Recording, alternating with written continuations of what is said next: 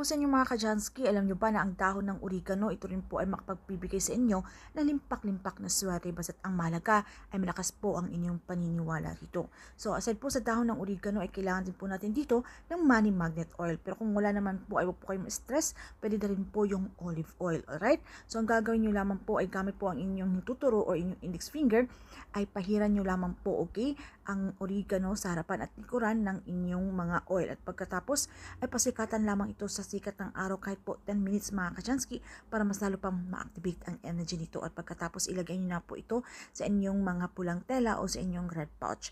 So kung kayo po ay may mahalagang lakad o transaksyon na may kinalaman sa pera, alright, pwede nyo po itong himasin-masin, okay? Hawak-hawakan dahil ito po yung magsisabi yung good luck, lucky sign, okay? Or kung kayo po ay mahilig maglaro ng sugal, maghumimas lamang po kayo nito bago po kayo maglaro at siguradong swerte ay mapapa sa inyo. So ayun lamang po mga ka-Jansky, good luck sa inyo. Bye!